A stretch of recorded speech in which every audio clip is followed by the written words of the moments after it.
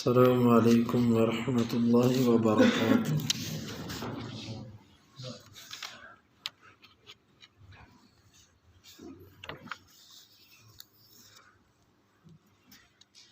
الحمد للہ حمدا کثیرا طیبا مبارکا فیہ،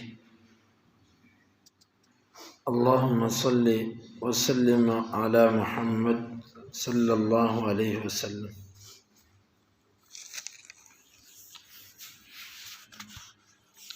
باب اذا تصدق او وقف بعد ماله او بعد رقیقه او دوابه فهو جائز۔ جب کوئی بندہ صدقہ کرے یا وقف کرے اپنے مال میں سے کچھ، یا اپنے غلاموں میں سے کسی کو، یا اپنے چوپایوں میں سے کسی ایک کو، تو یہ جائز ہے۔ امام بخاری کہتے ہیں کہ ہمیں بیان کیا یحییٰ بن بکیر نے، وہ کہتے ہیں ہمیں بیان کیا لیث نے عقیل سے، وہ ابن شہاب سے، وہ کہتے ہیں مجھے خبر دی عبد الرحمن بن عبداللہ بن کعب نے کہ یقیناً عبداللہ بن کعب جو ہیں وہ کہتے ہیں میں نے سنا کعب بن مالک کو، وہ کہہ رہے تھے میں نے کہا اے اللہ کے رسول صلی اللہ علیہ وسلم ان من توبتی ان انخلع من مالی صدقۃ الی اللہ و الی رسولہ، اللہ کے رسول صلی اللہ علیہ وسلم میری توبہ میں سے ایک یہ ہے، اس کی شکرانے میں یہ ہے کہ میں اپنے سارے مال سے نکل جاؤں اس کو صدقہ کرتے ہوئے اللہ اور اس کے رسول کی طرف صلی اللہ علیہ وسلم۔ قال امسک علیک بعض مالک فهو خیر لک، آپ نے فرمایا اپنے مال کو کچھ کو اپنے اوپر روک کے رکھ، وہ تمہارے لیے بہتر ہے۔ قلت فإني أمسك سهمي الذي بخیبر، میں نے کہا میں اپنے خیبر والے حصے کو باقی رکھتا ہوں۔ اس باب کا مقصد یہ ہے کہ اگر کوئی بندہ ساری اپنی جائیداد وقف کر جائے تو یہ غلط ہے۔ ہاں کچھ چیز وقف کر دے تو یہ ٹھیک ہے، ساری کی ساری چیز، اب یہاں سے یہ مسئلہ سمجھ آتا ہے وصیت تو تیسرے حصے سے زیادہ جائز نہیں، لیکن اپنی زندگی میں بھی سارا مال وقف کرنا درست نہیں ہوتا۔ بعض لوگوں کا یہ موقف ہے کہ اپنی زندگی میں انسان جو مرضی خرچ کر لے، البتہ وصیت میں اور آخری وقت میں وہ ایسا کچھ نہ کرے، اس میں صرف تیسرا حصہ خرچ کرے، لیکن زندگی میں چاہے جتنا مرضی لگا دے۔ حالانکہ بات ایسے نہیں ہے، اس میں دلیل کے طور پہ وہ ابو بکر صدیق رضی اللہ عنہ کا عمل پیش کرتے ہیں کہ انہوں نے اپنے گھر کا سارا سامان دے دیا تھا، حالانکہ یہ دلیل بن ہی نہیں سکتی۔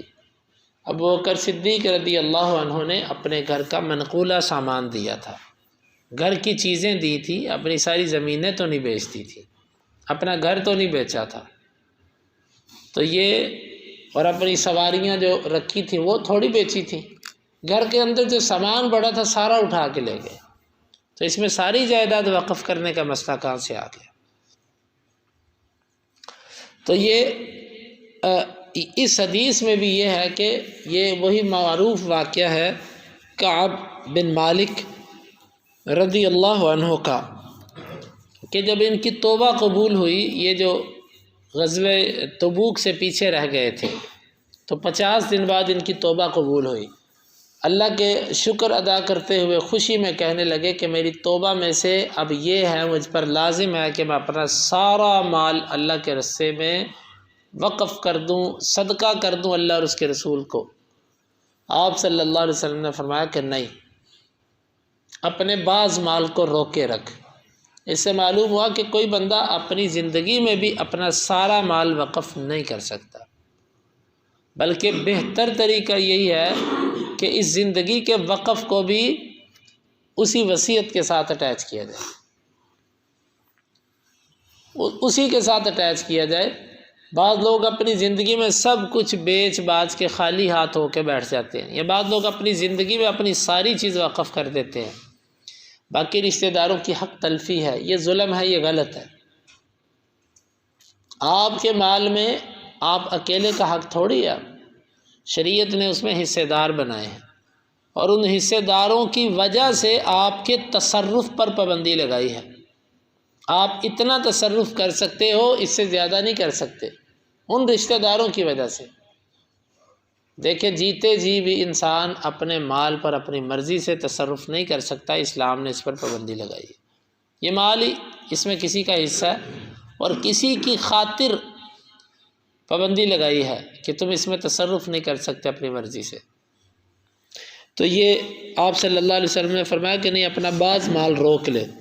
وہ کہتے ہیں پھر مجھے خیبر سے جو زمین ملی ہے نا، اس کو میں نہیں دیتا، چلے باقی میں اللہ کے رستے میں دے دیتا۔ تو یوں وصیت کے معاملے میں تو واضح ہے۔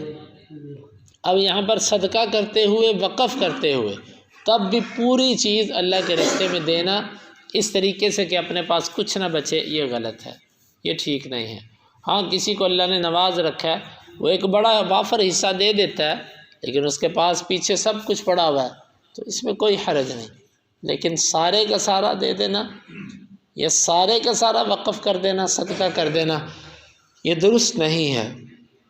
کچھ کا وقف کرنا یا صدقہ کرنا درست ہے۔ اللہ رب العالمین سے دعا ہے وہ اس حدیث کا سمجھنے کی اور اس کے تقاضوں کو پورا کرنے کی توفیق عطا فرمائے۔ اللہم انفعنا بما علمتنا وعلمنا ما ينفعنا وزدنا علما وآخر دعوانا ان الحمد للہ رب العالمین۔ حدیث نمبر 2757۔